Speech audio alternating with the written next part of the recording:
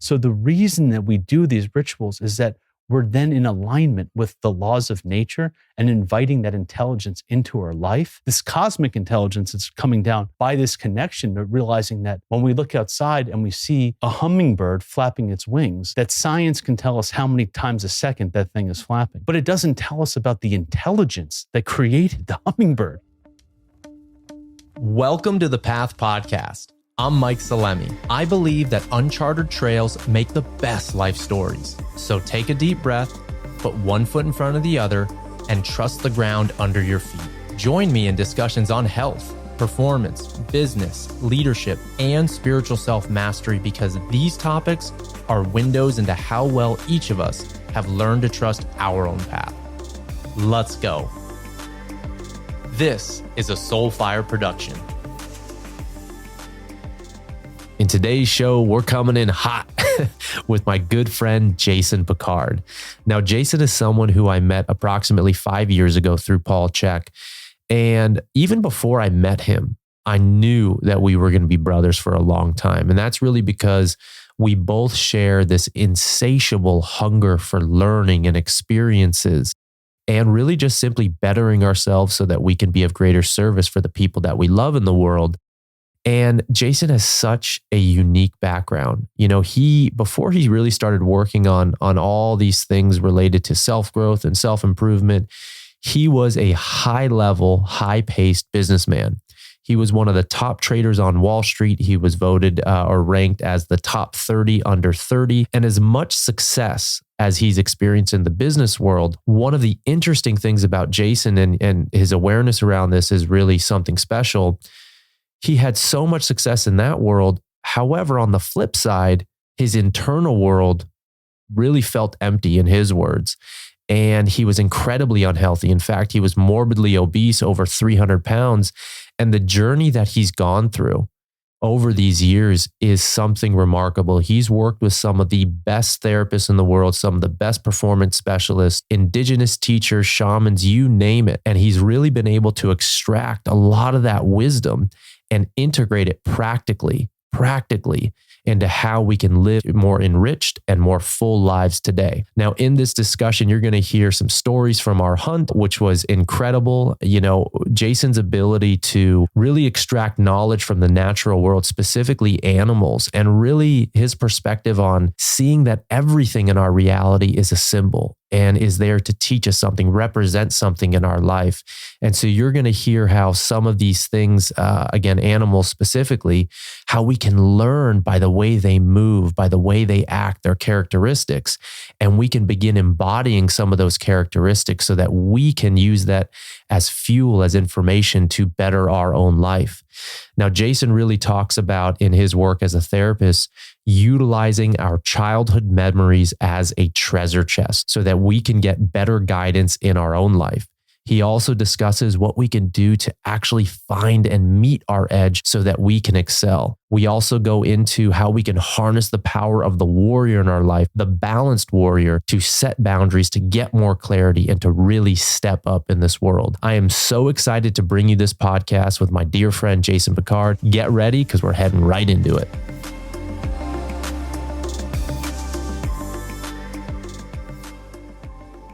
One of the things I'm very present to is, you know, on this trip, I got to spend 4 amazing days with you and a group of guys. And one of the things that came up on that trip was just, one, my appreciation for you as a friend and just how really thoughtful and mindful and deep and wise you are. And one of the things is, thank you. it's how I have experienced you now for years. And we've been buds for, I don't even know, like 5 years now. And we've worked kettlebells and Bulgarian bags. I've been in your neck of the woods. And so I know that, like, obviously you're always changing, always evolving. Same thing with me. But I know the Jason of like today, who's put so much time, energy, love into his family, how you care for yourself. But I know that wasn't always the case. And I know you are very high level in the business world. So can you just give a little bit of context of like, what did you do in your past before all this stuff, before you started really focusing on your health, your vitality, your dreams? Right. Yeah. Thank you. Yeah. It's so touching actually that you say those things. One of one of the hardest things I think for all of us is really to receive fully the compliment, right? To really take it and say, "Oh, yeah, I really appreciate that. I really feel that." It's easier almost to give those kinds of things than it is to receive them. So thank you. But yeah, in my past, I was a pretty mainstream life, had a pretty mainstream life. I went to regular, school and education, and I really thought life was about being successful and getting good grades and all the kinds of milestones that, we're told that are important as we're growing up. And I went to the University of Virginia and I studied for business, and I went right out into Wall Street, which is really the only career that I ever knew. When I was a child, I saw my dad in the industry and it just totally caught me. Hmm. I was just like the competitiveness and the fierceness of it and the eccentricity of all of the people that were there. It was just kind of like a wild, exciting. Is it like the movies? Well, I think it was at one point in the earlier days. That's what I kind of got exposed to when I was a kid, and that's what really caught me. It's like, wow, this is cool. These guys are having a lot of fun, men and women, but they're all having fun. They're like casual. They're making a lot of money. It's exciting. It's sort of like being on a sports team almost, and that really excited me. But over the years, it's gotten a lot more regulated and controlled, and it's more corporate now than it was. But it was wild. The farther that you go back, the more wild it was, in my understanding of it. But yeah, so I went into Wall Street right out of college, and I was working my way up through these Wall Street jobs, and I had very, very early success. By the time I was 24 years old, I was managing my own trading portfolio. By the time I was 26, I was working for Tudor Investments, which is like the Yankees or the Cowboys of trading, like America's team kind of thing. It was like the top tier firm. This is like the best place to be in the world. And I'm 26 years old and I'm working there. I was ranked one of the top 30 traders under 30 in the world. I was making lots and lots of money. I was managing an enormous portfolio, $1 billion portfolio. Holy shit. But I was 330 pounds and I was really sick and I was not well and I was not happy. And I was not doing well in my life. So to the degree that I was successful on the outside, paradoxically, I was that unsuccessful on the inside. No matter how much money I made, millions, tens of millions, it didn't matter. No matter how many parties I threw, no matter how many private planes I threw on, or champagne bottles I sprayed in the air, no matter how much excess I could do, it never filled this hole in me, which was that I was looking for success externally. I was looking for this appreciation and recognition from outside of myself, and it was just insatiable drive. And that was when I had this recognition that I had to do something about my inner life and work on myself, because this was a gaping hole that can never be filled. I'm curious, do you feel that started observing your father? Where did that competitiveness, or where did that external push, is there an event or thing that comes up in regards to that? Yeah. So in my work that I'm doing now as a therapist, I'm working with people's earliest childhood dreams. And this is the work of Arnie Mindell and in process-oriented psychology. And what that says is that our earliest childhood dreams or our earliest childhood memories influence the rest of our life. They're almost like our life myth, or you can say the reason why we came here, what we came here to learn. In yoga, it would be implied that would be a life-to-life process, that this is what we left off working on in the last life and why we chose to come into this new life to take incarnation as we're being born into a university. This is an earth school. And so this is this eternal process that we're on. And the life myth, or the earliest childhood dreams, or most traumatic or most beautiful experiences of our childhood that we still remember, are like this treasure chest of inner gold that can be like this wave of guidance through our life of why we're here and what our purpose is. So for me, one of my earliest childhood memories, and I've worked with a few of them, but one of the ones that are strongest for me was, this is not a dream, this is an actual event. I came home with my first report card at 7 years old, and my mom had this whole thing of, if you come home with a good report card, you'll get a reward, right? Totally material oriented psychology at that time, but that was totally normal. So I come home with her report card thinking that it's great, and she for whatever reason says, this is not good enough for the reward. It wasn't a good enough report card. And I threw myself back in the air and I hit my head on a flower pot, opened up my head, had to get 6 or 7 stitches in my head and cracked the flower pot and cracked my head. So what I realized now was like, I was looking for, in that moment, this idea of external recognition and appreciation, this report card, right? And my mom rejecting it, I had then built a life where I was looking for this love from something outside of myself. I kept trying to get the best grades in school. I picked a profession in trading where you have a constant report card every day. You're getting results every minute of every day. You wake up in the morning, you're down $10 million, you're up $10 million. You go to sleep at night, the markets are constantly moving. You're having this constant report card. So it was so ingrained in my life. But no matter how well I did, no matter how many grades I got, no matter what college I went to, no matter how good I did in Wall Street, no matter how much I reached for that report card, it never actually filled me up. And so the other parts of the dream are the medicine. So the mother in the dream, that's me, and learning how to nurture myself and not feel like I need that recognition from outside of myself, but from inside of myself. And then the whole part of falling back, this whole idea of letting go and surrendering and a more yin approach to life, that ultimately was the key that cracked open my pot, which is, we could say metaphorically in my head, or allows me now to open up other people's minds and emerges the flower from the flower pot. So these early childhood experiences are so remarkable in that how they really shape the dreaming nature of our life. We are not just this mechanical being. We are a dream that the universe is dreaming. That is fascinating, brother. And one thing that comes up right now when you say that is, you said something earlier that I don't want to say triggered me, but challenged me quite a bit. When I see what you just shared about where you were in Wall Street, it didn't work for you from the health and from the success and the process. And then how I see you now, you had said something, you had used the word like, it's actually not about time under tension, right? Success. And that's really where I feel part of me still struggles today around how I'm viewing success. Like, what's gotten me to where I'm at, it's worked in some regards as an athlete, for example, that time under tension, those repetitions.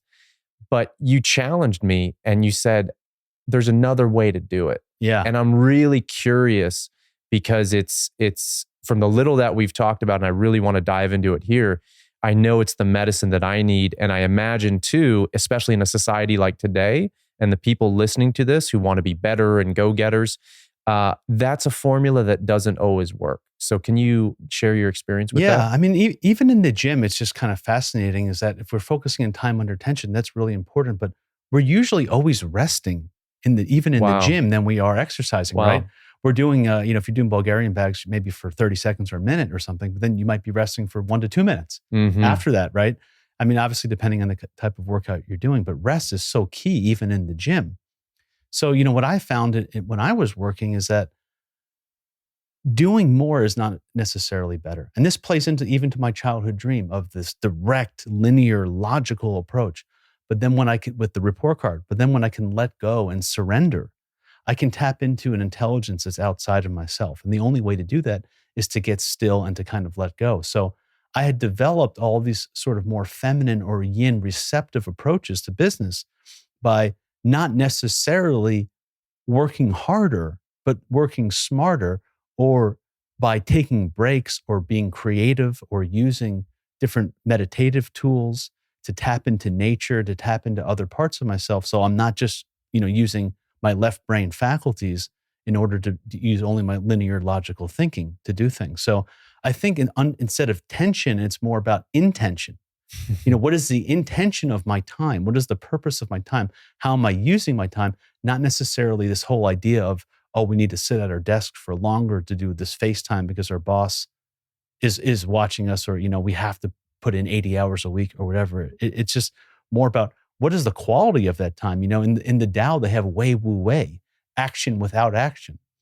How do we create action with not doing as much? The samurai is sitting exactly still and balanced until that last second when they have to make that move in the most efficient way. They're not being pulled around. They're not overthinking it. They're just completely staying in that center. So how do we stay in our center, and how do we stay in this receptive mode so that we can really listen to our business and our needs and what's going on, and tap into a larger intelligence than that we're normally accustomed to thinking about? You've, I know, worked with a bunch of, if I recall correctly, you've shared this approach in some regard, of this philosophy, maybe doing less but better, or being more intentional about what you do and how you do it with university students, if I recall a few years ago. What I'm really curious about is, in that world with, business students who are so maybe more masculine approach, if I do X, I get Y, outcome driven. Right. How has this been received, and do you get pushback, or how do you get that? How do you get that buy-in? Because this is really action without action, and I think that's a very hard concept for our society to even digest. Yes. Well, I think this is an important thing for anybody who's working as a coach, is that just sharing what's worked for me. Okay. I'm not telling you that this is necessarily something you need to do. Yep. It's just going to add more stress to your life. But these are the things that I did to cultivate a level of success, and then also do it without jeopardizing my health, right? So, if we're thinking about the wheel of a car, I know we've talked a little bit about that, or the medicine wheel. If you're thinking about a circle or a wheel, in the East, we have our energy. And this is like the ignition or the starter of a car. So how we create our energy is so important to how we think about our whole life as an entrepreneur. So what are we eating? What are we drinking? What are we taking cold showers? How are we managing our energy in terms of all of our different relationships, and the way we start our day, the mood that we create in our day? And then we can move down into the South, where it's, how are we recovering and how are we resting? And this is the engine of the car. Are we paying attention to what has heart and meaning? Are we paying attention to what's good, true, and beautiful for us in our lives? This is the area of healing and restoration. And, all this is so important, right? The good quality sleep, being in touch with your dreams at night, taking time to reflect and contemplate, go in the sauna. These are all key things to being productive for me. And then you move into the West and you have the body of the car, where it's how are we managing our exercise and our movement, right? Working out versus working in. How are we cultivating our energy during the day so that we can stay focused and clear and energized and purposeful in our work? How are we setting up our environment? What is the body of our office? What are the ergonomics of our desk? Are we in a cluttered space? Are we in a clear space? How are we setting up our environment to work for us? And then the North is the steering wheel. It's being connected to our dreams, being connected to our visions, having a North Star, sitting in silence, receiving. And when we can go around the wheel and then create all of this balance through all of these four directions, then we can move into the center when we're the driver of our experience. So, the first thing to do really is to make sure that you have a balanced wheel, right? If you really truly want to be successful, you have to remove all of the interferences that happening from bad diet and not drinking the right quality water, having crappy sleep, not moving your body, not being in silence, and not dreaming. So first you have to create this wheel, and then you can move into the center. And then you could more access this sort of cosmic intelligence that comes from sort of dropping out, so to speak, and tapping into other things. So some of the tools that I would invite people to think about would be, there's plenty of exercises to do, but often, like, if you can, thinking about a problem that you're trying to solve and you have had been working on for a long time, and then instead of trying to just solve it at your desk, maybe going through a walk in nature and looking for the first thing that catches your eye, and looking at that as a symbol and as a metaphor to how that might reflect a new way of thinking about that problem. You can do that thing with just looking out the window or looking around this room and seeing what flirts with you. You can do that with. What do you mean, what flirts with you? Yeah, flirting is, it's if you just look around, if I'm just looking around the room, it might be a particular color that calls my attention. It might be a bird that flies by when I'm driving down the road. It might be the color of a rose. Something that is just calling you, that you feel this intuitive pull to, that's catching your attention. And what that really is the fact that you're engaged in a universe that is actually dreaming with you. Everything around you is speaking to you in order to awaken you to your fullest potential and to give you access to all the information and intelligence that's all around you. So once we realize this, we can engage in nature in a way that it's actually part of our dream, there to awaken us to our wholeness. So then everything that happens to us, even body symptoms or even traumas or relationship conflicts or things that we don't like, or dreams and nightmares or flirts or things that catch our attention or songs that pop into our head, all of this becomes part of a bigger dreaming process to help us fulfill our goals and access more information. So the universe is really alive and it's there co-creating with you. You're in the dream and you're the dreamer, and everything around you is participating in that. And it really opens up another level of richness to life. And it could really be the beginning of a much deeper creative process that can support you in your entrepreneurship or your business or in anything that you do, really. But for business, it's we're so accustomed to this regular way of doing things. It's so linear and logical. And when we realize that all of things that are happening around us that we don't normally sense are actually other sources of information. I'm not saying necessarily throw out the logical way of doing things, but when we can do the other side, we have now whole brain thinking, right? It's very much like Paul's analogy of when you're in the gym and in between sets doing art. Right. Now you're really accessing both sides of the brain. You're working out, you're lifting weights, and then you're drawing something beautiful on your rest period. And so, as you know, that really opens you up to so much more and just a really much more rich experience, right, of being in the gym. And so, yeah, just as a little gym example. Well, what's so cool about that in this conversation, which I'm really enjoying, is like and I do this as much as possible. And what I observe within you, and just even in this conversation, is you have an incredible ability to blend like the old with the new and not just disregard. It's not an or, it's an and. And so blending old traditions, old wisdoms with the practical application of right now. You have kids, you live in this world.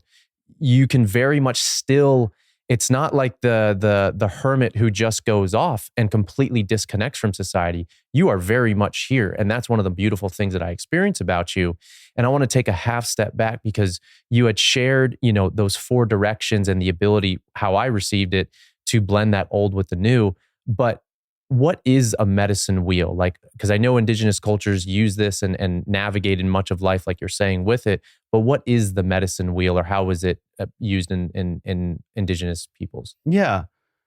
And I do also want to say that this whole integration was not an easy path. Okay. And it's not something that comes natural to me. So we could circle back to that. Hell because yeah. I think it's important to talk about the fact that there was a whole journey there. That was, ups and downs of learning how to integrate all these different things into more of a whole package. But the medicine wheel, I'll just speak about what it is for me. It's sort of the 4 components that one needs to fulfill their life. So, you could look at it even completely opposite, like outside of the wheel, like Paul's 4 doctors. Okay. He synthesized it down to everyone needs diet, quiet, movement, and happiness. You could look at that as the 4 directions of a wheel. Mm-hmm. Carl Jung had thinking, feeling, sensation, and intuition. Those were the 4 factors of consciousness. We have spring, summer, winter, and fall, right? We have the yellow race, we have the red race, we have the black race, we have the white race. We have 2-leggeds, we have the sea creatures, we have the 4-leggeds, and we have the birds, right? We have all of these components of all of these things that simplify down to 4, which are the key components that make life, that make the circle of life. And that's essentially what the medicine wheel is. Now, certain cultures break that down even further, where you can do the 4, north, south, east, west, and you can do like northeast and southeast. And then you could even break it down to a 20 count wheel. And it gets very, very complex. And there's layers upon layers upon layers. In the East, they say is the rattle, because that's the rising sun. And that's the first instrument you hear when you're a child. They give you a birth rattle to bring you into this life, rattle you in. And then in the South is the drum, because the drum connects us to our heart. And the west is the foot rattle, because the west is the black and the mystery and the night. And that's where our ancestors live, and to wake up and dance with our ancestors. And the north is the flute or the bells, because it's about ringing and bringing in our inspiration, right? So these are just ways to look at energies and the way, to understand the components of the universe. And if any one of these is not fulfilled, you have a wobbly wheel, right? Right. If we right. marginalize one of the seasons, if we marginalized, our emotional body or our mental body or our physical body or our energetic body or our spiritual body, the wheel would be wobbly, it wouldn't roll. If we marginalized any one of the races, we know what happens, really, bad problems. So these are the components of life, and they can really be transferred into looking at it in any particular way. And if you went to see a shaman, the questions they would ask you would be in the East: when did you stop singing? Why would they ask that? Well, they believe if you go to a shaman and say, okay, I have this cancer or I have this problem, they attribute it back to 4 things. When did you stop singing? When did you stop enjoying and listening to stories? When did you stop dancing? And when did you stop enjoying silence and ceremony? And when they get back to, okay, well, I was 10 years old and I had this teacher that said, don't dance, you don't dance well, or you don't have a good voice, or, don't listen to those silly stories, or whatever it is. Like, we all have these moments in our life when life kind of twists us in a way. And so the shamans attributed that when one of those 4 things or all of those 4 things get twisted by life's events, that's the time that they have to go back to and energetically heal, so that you can then move forward and progress with your illness or recover. Right? So these are just the 4 components that life can be sort of simplified down to, that are the basic building blocks of life. That's super helpful to understand, because I didn't know nearly that much about the wheel. You were saying earlier, you had started saying where you are now didn't come easy. Right. Can you share more on that? Yeah. And I'll just one or two things more about the wheel. The wheel also shows us that the north-south axis is our physical body. So our biological birth, so for us being born as males, in the north will be our wise elder male. In the south will be our young boy. And then in the east-west is our opposite sex, biological sex axis. So in the west, we have our elder wise woman. And in the east, we'd have our young girl, right? And so we have this inner parent system. We have access to man and woman, boy and girl inside of us. And what often happens is when traumas happen just like in the singing, dancing, etc. Argument, when we have an injury that happens in one of those wheels, like our father comes when we're a child and tells us to be a certain way, or some part of our femininity gets repressed. That's a part of the wheel that sort of gets blocked, that needs to be healed.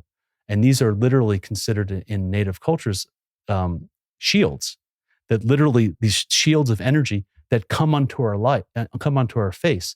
So if you ever seen somebody that says, "Oh, you look like much younger right now," or "You look older," we're literally shape shifting when these shields can come onto our life. But often because of traumas, we get stuck into one of these 4 shields, or some of them, or we're permanently in one, or ones are getting repressed.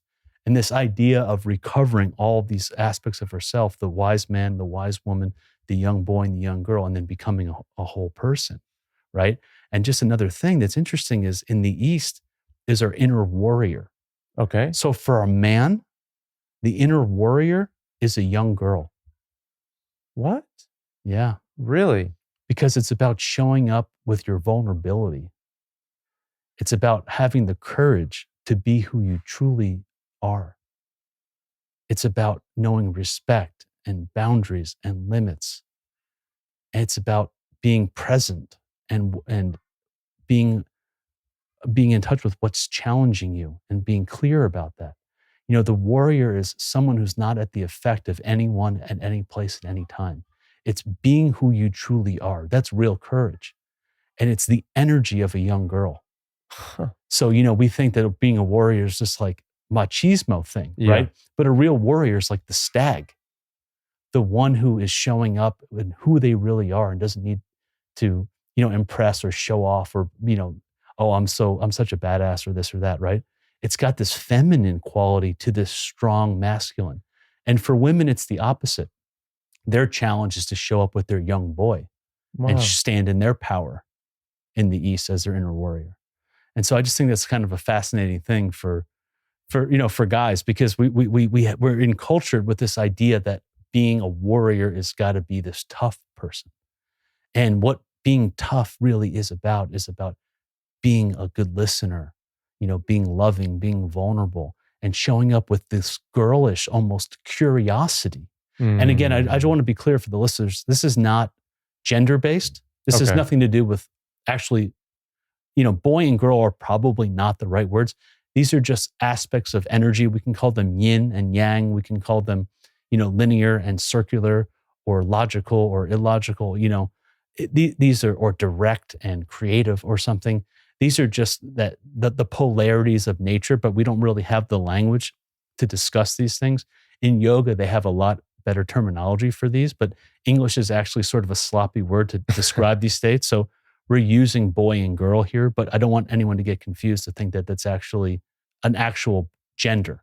Okay. It's just sort of a category of energy. That's really helpful. And when you were saying that warrior, you're exactly right, because I think how most people associate with the warrior today is actually almost like the immature warrior. They see the aggressiveness, the violence, that sort of stuff. But, the real warrior sets those boundaries, like you were saying, protects, has the ability to fight, but uses discernment of how and when and how much. And it's, I think how most people, what we see in the movies and all that is a very unbalanced approach to it. Yes. And there is a very, the warrior is absolutely necessary, I think now more than ever. Yes. It's interesting in yoga, which I study, in Sanskrit, there's a word called ahimsa. Okay. And Gandhi famously translated this as nonviolence. Okay. But the more that I study this, it's really the code of conduct of a warrior. And what it means is doing the least amount of harm while still protecting the innocent and standing for what's right. So it's not nonviolence. It's not, I'll never fight. If you're going to come and you're going to threaten my family, or you're going to threaten the life of and well-being of the tribe, I'm going to stand up for that. Right. And I'm going to stand up for myself and for what's right and for what protects the earth. And I'm going to protect the innocent, but I'm only going to do that if it's absolutely necessary. Wow. But dude, I'm so excited about this antler that we found on the hunt. How cool is this? It's such an amazing piece of medicine, isn't it? One thing that I was really interested in when we were on the hunt, you had shared some of your connection with the deer in general. And Yes. it made me appreciate, even though we didn't kill any animals on this, I really do feel I'm walking back with some deer medicine here in my hand. So can you share a little bit about the deer and what it represents? Yeah, well, this is just my personal experience, but I've been working with a Native American teacher, I think White Eagle Medicine Woman, in the Whirling Rainbow Foundation. And, I've been going through a 3-year initiation with her about doing this animal rights dance where you literally become your totem, your animal totem, right? And so in a channeled session with her, she's saying, I think you're the deer.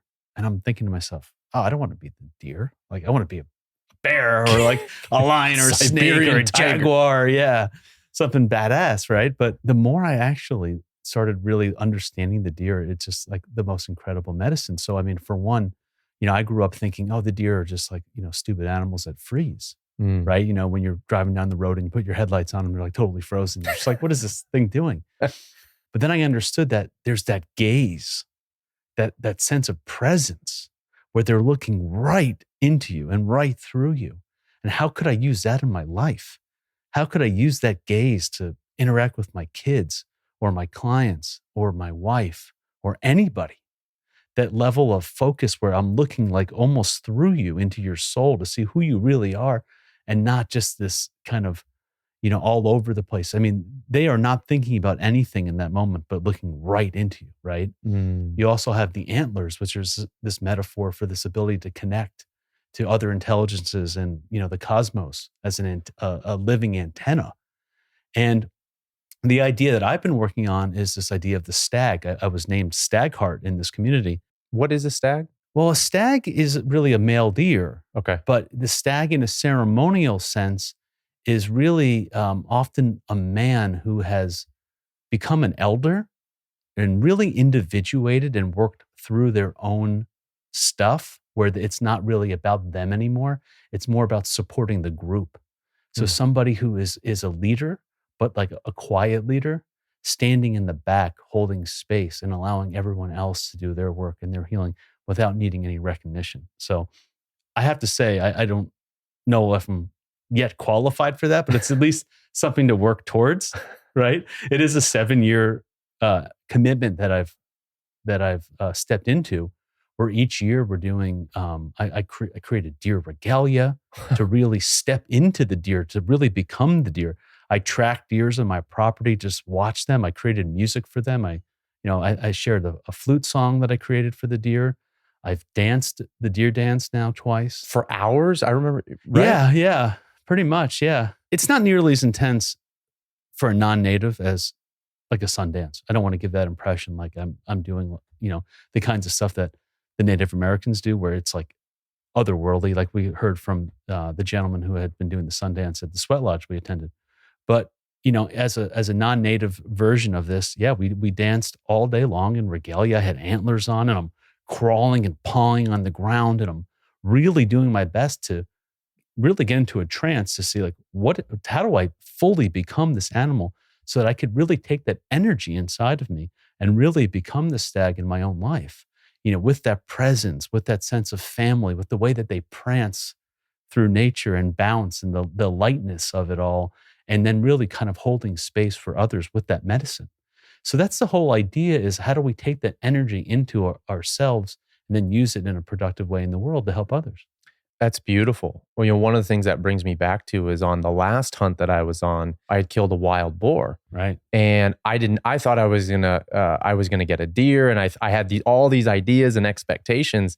And then what I ended up getting was the boar. And I was like, wow. And what was shared with me in a similar way as what you just shared is that, especially like when we kill an animal, we bring a part of that into us. Totally. And it's been such medicine for me, because this boar had torn up ears, had like claws run through its back. It was out here in Texas, boars are hunted year round. And so for this thing to live almost 5 years, we were told, it was a warrior. And so now when I think about that experience, I think about where can I have an opportunity to step up and need to be a warrior in my life and really call myself up. So it's so interesting that you said that. Totally. Yeah. I mean, I think that there's the native cultures understood this concept of reciprocity. I am going to take your life, but I'm not going to just throw that away. I'm taking this into myself, and I'm going to use it to create something beautiful. You're actually becoming, your life is not lost. You're becoming a part of me. You're literally becoming the cells in my body, and I'm going to make life from your life and create beauty from your life and make the world a better place. And I'm not going to take any more than I'm going to give. Wow. And so they have this whole concept of calling and feeding. So the songs that they sing to the animals are an important part of the process of taking an animal's life, because you're literally calling it back in through the energy and the frequency of the song to the deer, to the elk, to the whatever. You're calling it back in to replenish itself so that you don't diminish the population of the animal. That's so interesting, right? Man. Going back to something that you said earlier about one of the things that I know about you as well is like we both live a very ritualistic life. Right. We both love our rituals, whether it's, in the morning, the cold showers that you were saying, or the sauna, these practical rituals that we love. And I actually stress a lot to my clients at the retreats that they're the incorporating rituals, which for me is almost like a routine with intention regularly is really a big key to living a more balanced life. But that being said, you and I were having a discussion off air, and you brought something up that I really want you to dive into. But why do you and why do you say rituals are important? What's the fucking purpose of rituals? Yeah, that's a really good question. And I really am excited that you're asking these questions, because that's what turns me on now, right? It's like, why, in the West, we have this idea of blind faith. Just believe things because this is what you're told, Right. right? Most of our religious traditions, especially the corporatized religions and many of the things that we grew up with were, don't ask questions, just believe this. I know that was really my experience often. I wasn't told why or really given any kind of logical explanations into things. It was like, this is the truth. This is the story. This is what you're supposed to believe. You need to go to college. You need to go to school in this particular way. You need to believe in the world. Don't ask questions about God or anything like this. And so we're sort of encultured into this idea of this is what you're supposed to believe. But in the East, in particular, India, it's a culture based on asking questions and inquiring about the truth. And it's encouraged. And so the questions of why am I here? Who am I really? Where did I come from? Where am I going? How to live life well? What are truths that are eternally true for all people? What is true for me in this lifetime? How do I live well even now, but also ultimately live well from life to life? And so these are these like really deep, deep questions. And it's kind of fascinating for me. This is just a little bit of a tangent. But when I was a kid, I don't know if other people had this, is I would stay up at night and just thinking about like, I don't understand death. And I'd ask myself, what is death? What is death? What is space? How can it be infinite? I don't understand. How does it go on forever? But how can it not? How can death be the end? But how can it not? And I would just realize that I was actually this like inquiring yogi, but I was in this like Western body, right? And so for me, the pursuit of truth and knowledge and really trying to understand life is of the utmost importance to me. So I had to ask myself, like, why do I do all of these rituals? And it turns out that Sanskrit is interestingly a very useful way to understand these kinds of things. So for example, if we were going to talk about the body, and I wanted to say, Mike, this is my forearm. Okay. That's English. But if I wanted to get more descriptive about it, I would say this is the extensor digitorum. Okay. Right? That's Latin. Medical doctors use Latin to talk about the body because it's more precise for talking about the body than English is. And if I wanted to go even further, I could probably say, oh, it's extensor digitorum and another word, lateral, medial, I don't know, right? I'm not an expert in anatomy, but it goes on and on and on to more and more precise ways. Descriptive anatomy. Descriptive anatomy. Yeah. So Latin comes from Greek, Greek comes from Sanskrit. Really? Sanskrit was an ancient language that was like the Latin is for the body to talk about the cosmos and to talk about states of psychology and to talk about and answer these questions of who we really are, where we came from, what is the divine, how does it live inside of us, how to live well. And so these are very precise, descriptive terms that describe these things. So it turns out the word ritual comes from the ritam. And the ritam are the laws of nature. And so it's this idea, which gets back to that feminine receptive quality of business that I was talking to you about, is that the laws of nature are the intelligence that's behind everything around us, right? If we walked into a museum, we wouldn't just think that all of this beautiful art or all of these beautiful artifacts just appeared. We'd think, well, there has to be some kind of artist. There has to be a curator. There has to be a marketing director. There has to be a CEO. There has to be the guy or woman cleaning the floors. There has to be the treasurer. I mean, there has to be all these departments that make all of this thing intelligent. But we don't think about the universe in that way. But it turns out that this universe, and the yogis believe that the universe, this vastness of the universe, is incredibly intelligent and precise and informative and way, way smarter than we are with our little left brain logical stuff, right? So the whole purpose of rituals really is to first do practices that generate heat and transformation in ourselves so that we can remove the interferences in our body. Then once we do that, we can then know who we truly are and what is our real purpose, because we've removed all of these twists and blocks that other people have put onto us to say that this is how you have to be or this is how you have to act. And then from that point, we can then connect to the ritam through these rituals to the purposeful laws of nature. So the reason that we do these rituals is that we're then in alignment with the laws of nature and inviting that intelligence into our life to then inform our practices and our work and our life. And then we're really becoming highly intelligent. We're becoming, really instead of like it's like cosmic-politan. We're becoming this cosmic intelligence that's coming down into our life by this connection, but realizing that when we look outside and we see, a hummingbird flapping its wings, that science can tell us how many times a second that thing is flapping. But it doesn't tell us about the intelligence that created the hummingbird. What is this intelligence that's behind all of this beauty I see everywhere? Wow. Why am I so helplessly attracted to beauty when I look outside and I see that, this place where you're hunting, right? Was just this incredible, beautiful, sunrises and trees swaying in the wind and the river. What is the intelligence behind all this? Well, I want to know the creator of this beauty. It's the greatest artist I've ever seen, right? And so inviting that into your life through rituals, and then that's informing you.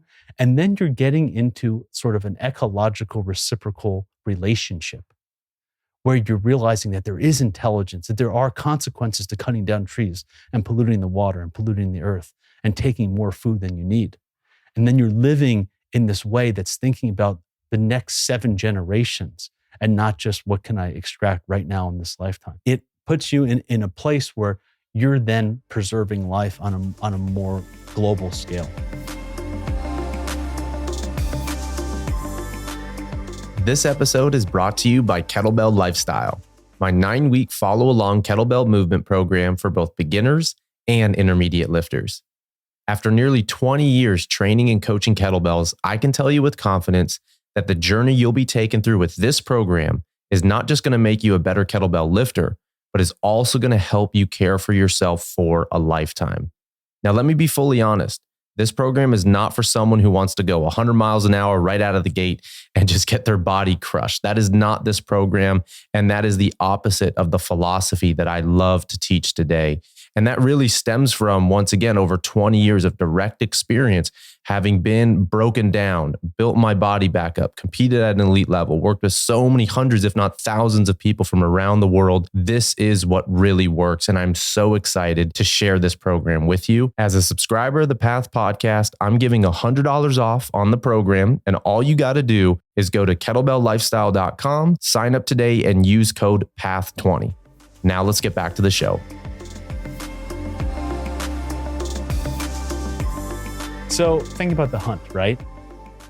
Here we are, we have these extremely, busy lives and these, what we think is like important jobs, but we have people that rely on us and we have clients and goals and all these things that we want to produce.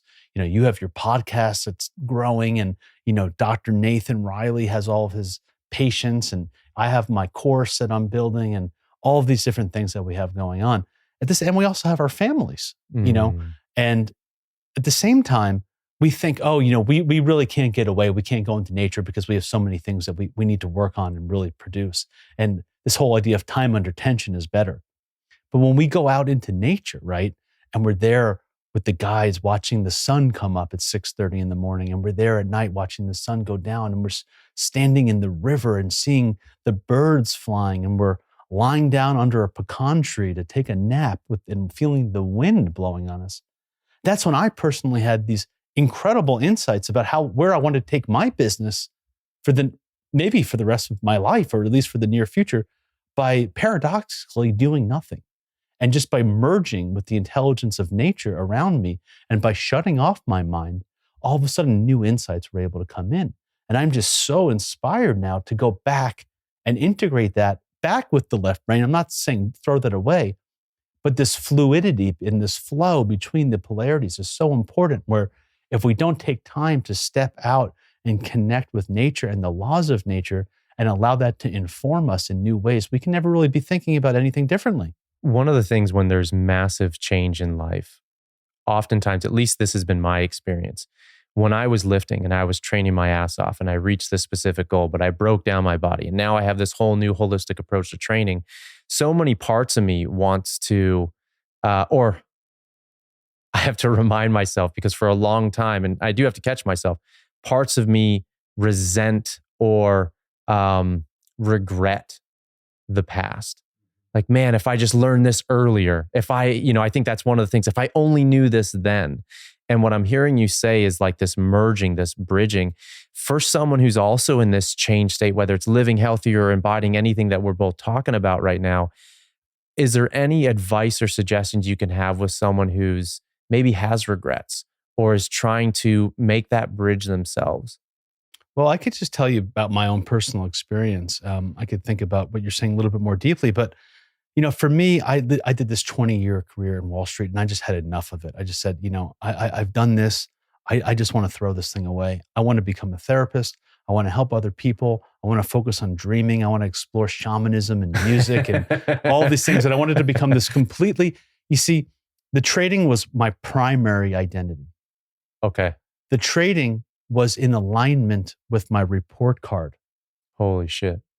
At the same time, what was secondary to me was this dreaming nature, becoming the one that's falling back and opening up my mind. So I threw myself into the dreaming. I became a dream therapist. I started working with shamans. I started doing community drumming and taking singing lessons and taking Native American flute lessons and working with Hawaiian kahunas and developing this course. But ultimately, what I realized that all roads led me back also to the trading. And so the idea is that this whole thing of what was secondary to me then became primary, but then this whole trading side of myself became secondary and unknown to me. And the reality is we need to become master of both worlds and know how to use these tools, right? Not just be Wall Street, but all streets, right? Have access to this fluidity behind all of our gifts and talents, which for me is this linear, direct, focused ability that I could have to create and achieve at the same time, surrendering and not being attached to the outcome. And when any one of those sides of me gets too focused, there's something that gets marginalized. And that usually shows up in body symptoms or in nightmares or in relationship problems or somewhere in your life that you're dreaming it up unconsciously to reflect back to you a message that you need to awake to. So paradoxically, my focus on that report card in terms of a metaphor of a type of energy that I'm working with is my core power and my core wounding. And they're two sides of the same coin. It's my greatest strength and also a source of what was a wound for me, thinking that that was all of me. But it's not about throwing that away. It's about using that and integrating it now. So how do I use that with the detachment of what that secondary falling back nature? How do I recognize all of my skills and talents and use them in a whole and not just try to push away a part of myself, because that is me. And so really what I came back to is that my purpose now is to help people in the business world bridge these two worlds, right? It's that's how I can have the biggest impact, is saying, look, I did this, I was successful and I did this. I learned how to be holistic in this space. And I can't just throw that away and say, I'm only going to just be focusing on dreaming. And, it's like, I need to teach people how to do that and be a bridge between both. And that's essentially what we all need to do to access our wholeness. And the place that stands between what's primary and secondary is the edge. The edge is this resistance to, if there's always something that we can't do. What are we not willing to say to our partner? What are we not willing to say to a friend or a family member? What are we not willing to do in bed? What are we not willing to do in public? As sort of a metaphor, but like we all have edges to like thinking bigger about our business or thinking bigger about ourselves. The edge is sort of like the bouncer that stands at the door that says, you can enter here, right? And there's a lot of energy there. And it often shows up in dreams as dream figures, as, monsters or body symptoms, or, we're getting to this point where, in the Bhagavad Gita, as an example, here's this big battle, right? And Arjuna's out there in the battlefield. The conch shells are blowing. The elephants are stomping. The bugles and the drums are playing. Here's the greatest warrior on the earth. And he says, I can't do it.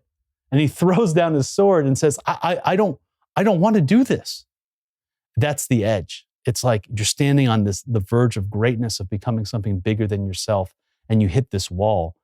And so, working with the edge and understanding the edge and daring to to go over through that resistance gives us access to more of ourselves. And then we can really create more wholeness in our life.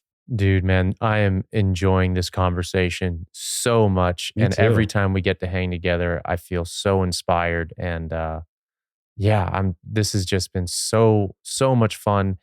And one of the things I know you pushing to your edge is really, I mean, you have been of service and you are of service, but you're really stepping into that at a whole nother level right now. Yeah. You're really in a cool position or in a cool place in your life. And so it's really exciting for me to see it and to witness it.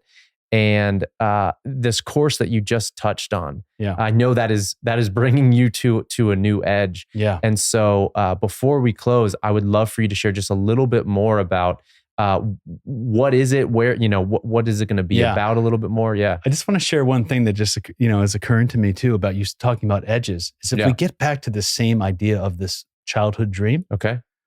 My edge is to go from this eternal student to a teacher, because in that dream was this report card. And so I've constantly been focusing on learning and being the best student, Paul Check's longest running client, or the best of this, or the best student of this. But now the edge for me is really stepping into that leadership role. Yeah. Becoming the stag, becoming the one who doesn't need to, get that appreciation from all these teachers, to feel that inside of myself and then be the teacher, right? So that's where my edge is right now. And so, we're always constantly working on these things, and it's a lifelong process. But to answer your question, I'm creating this a course that's going to be coming out in probably about February, March, and it's still quite under development, but it's going to be including all of these things that work for me in my life to be abundant, true abundance, inner and outer, right? So I'm going to take everyone through this wheel of the east, south, west, and north and talk about all of the key components that you need to do to operate well, to live well, to be successful, vibrant, vital, inner and outer success, abundant and beautiful, have purpose in your life, and have success. And we're going to talk about redefining what does success mean, right? And so, for right now, you can hit me on my website, jasonpicard.org. I'm sure you'll link that. And then eventually, in a couple of months, my course is going to be coming out, and I'm super excited about it. Hell yeah. What we'll definitely do is once that comes out, we'll do another pod. And man, brother, it's been so much fun spending these days with you. And every time we get to be in person, I know we lift each other up. So thank you for everything that you shared today. And, the last thing that I just want to share with regard to what you said about the teacher, it's like, I will say in my observation of you, my experience of you, yes, I can totally see that being where you're at right now. And you just living you, even as the student, has always taught me so much. Even when I was coming to New York to train you with Bulgarian bags and kettlebells and such, I learned so much from how you lived your life and the questions you asked and the presence when I'm in your gym right now. Like, I can feel you, I can see you.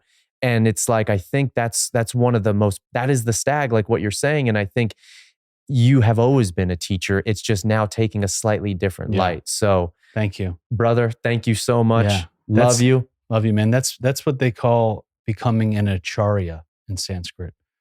One who walks the way they think and talk. Walking the talk.